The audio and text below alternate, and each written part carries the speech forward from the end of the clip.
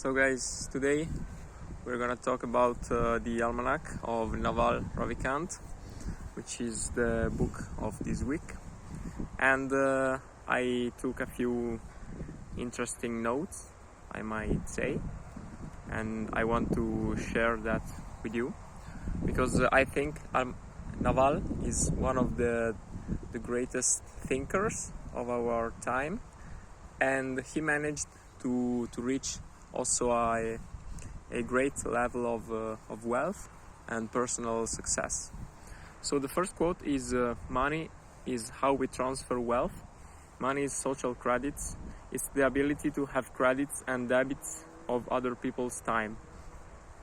And I think this is very true because you may think of money more of like a resource, which also an information database, such as Elon Musk says, which helps society understand where to allocate the resources it produces.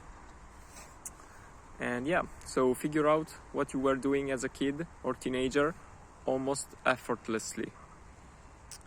Because every human is different, everyone is best at something, being themselves. So Naval is a big proponent of the passion for work hypothesis, which is that you should work doing something you like, because as we will see later, if you do something you like every day, it doesn't feel like work, but it's more like a game. So in most things, relationships, work, even in learning, what you're trying to do is find the thing you can go all in to earn compound interest.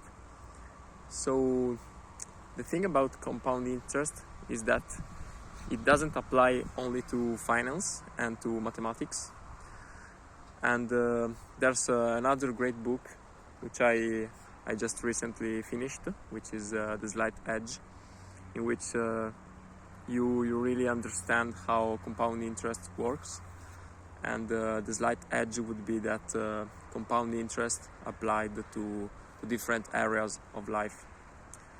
So when you do things for their own sake, you create your best work. I think this is a really good advice, because especially in the beginning, you don't want to force your mind to create a connection between what you are doing, like your passion, and the coming of money. Like you want to make your passion your work, your job, but you don't want to pretend that you will be successful in doing that, especially in the beginning, because you may risk losing your passion for what you're doing. And so this is it. And you want to know how to do something other people don't know how to do at the time period when those skills are in demand. So it's not only preparation and the ability to do something that that the market wants, the market needs, but it's also a question of when is the right time to offer your product and your service to the marketplace. Whenever you can in life, optimize for independence rather than pay. So this is another huge advice, and I think this is very, very important, because independence it's quite a larger resource than money, in the sense that you can buy independence with money. Can you really buy independence with money? I don't think so. Like, money can't buy anything. For example, money can't buy you a a healthy lifestyle or a fit body, because you need to train, for example. Money can't buy you healthy relationships. So this is the same for independence, in the sense that maybe if you work and you earn a lot of money, then you can buy your free time back. But if you find a way to have independence when you're still working, it won't feel like you're sacrificing your time, which I think is the best, is the goal. Like, you don't want to feel your life in any moment as like being sacrificed, or maybe sacrificed. I'm not sure, but my English is not that good. I'm trying to improve.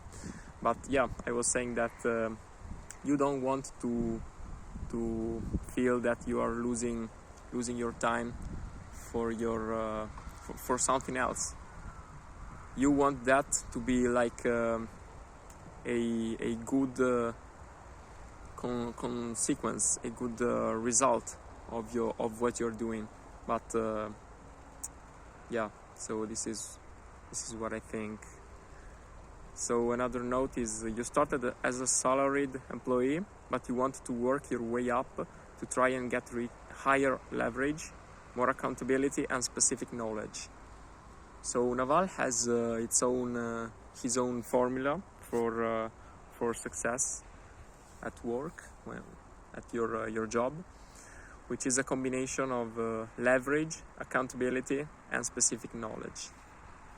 If you manage to have a high leverage in what you do, and at the same time to have accountability and a big specific knowledge, you can't be substituted with anyone else, because for example, your employer will need to train the other person for a long period of time, so he will lose a lot of money and time. Set a very high hourly aspirational rate for yourself and stick to it, and this is useful to evaluate what's the best way to use your time, which are your money making activities.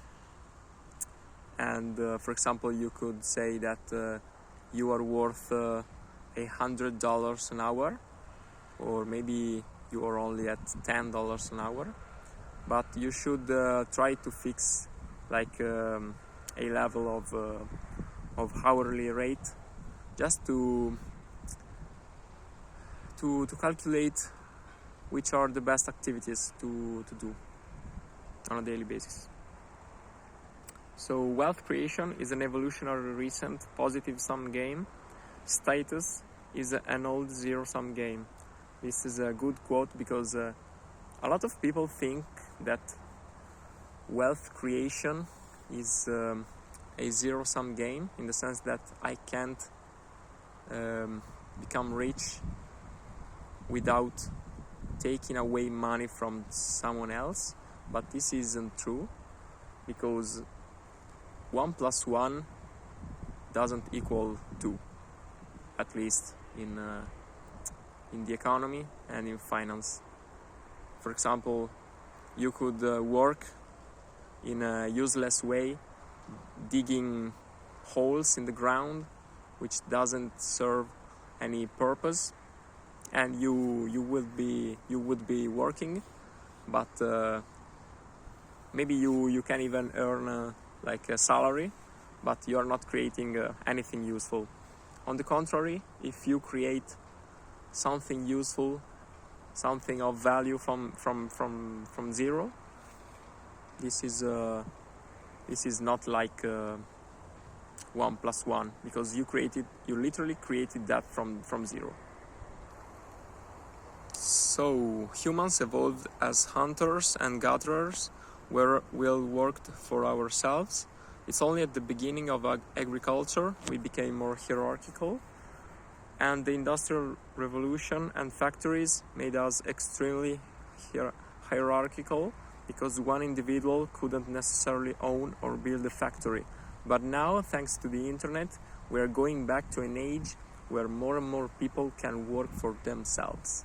So we are approaching a big change in how our economy works.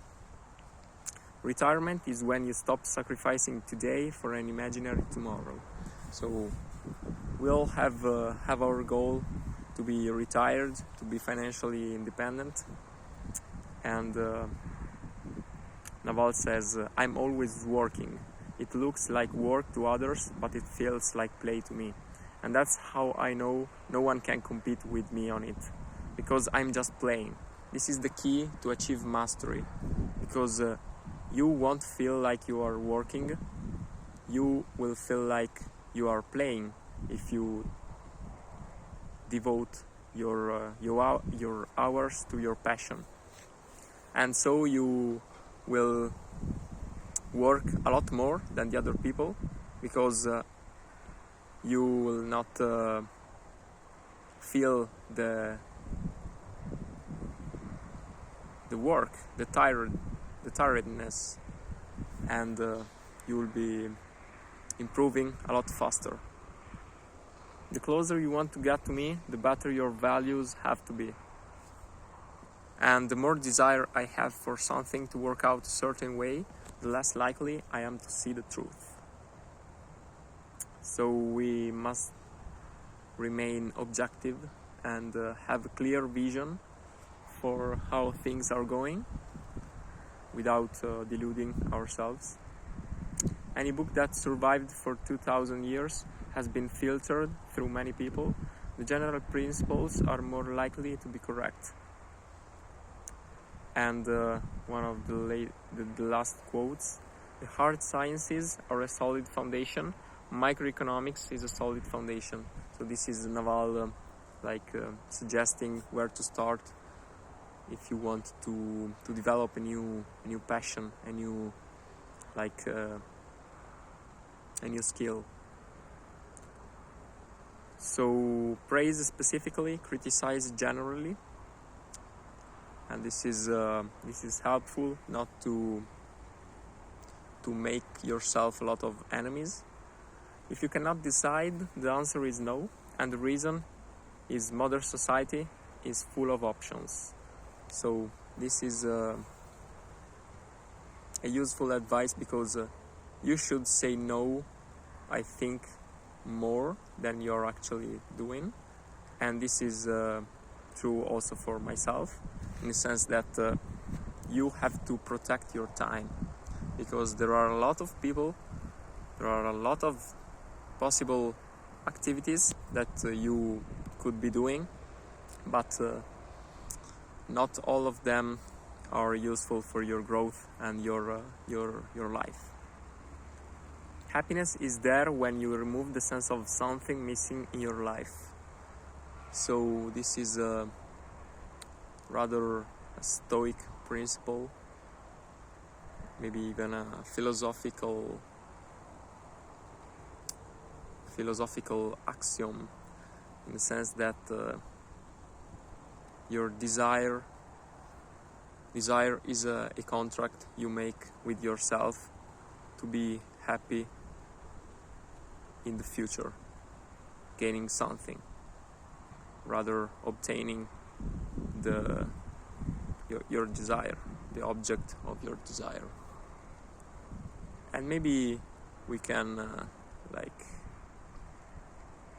recognize that we are lucky, that we already have a lot of beautiful and amazing things from life. So peace is happiness at rest, and happiness is peace in motion. So Naval is also a big thinker and a big philosopher. And the more you judge, the more you separate yourself. You always have three options. You can change it, you can accept it, or you can leave it. you must decide for yourself what's the best option to pursue. We are not evolved to live in a perfectly sterile and clean environment. It leads to allergies and an untrained immune system. This is Naval talking about health. So any sensible diet avoids the combination of sugar and fat together. And most of our suffering comes from avoidance. Just sit down, close your eyes and say, I'm just going to give myself a break for an hour.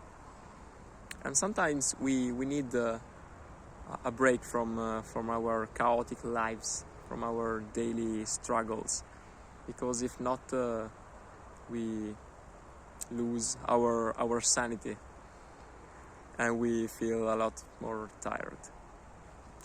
So give yourself a smaller change you can actually carry out, and this is regarding not starting with a huge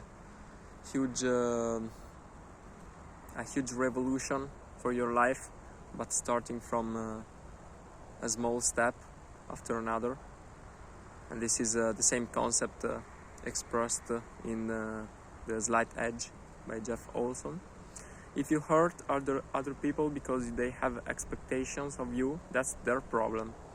So this is a very another stoic principle, because you don't want to give too much attention to the other people and what they are saying, because it's your life and it's not the other people's life, and you have the right to live your life in the best way you think you can live it. And this was the last note.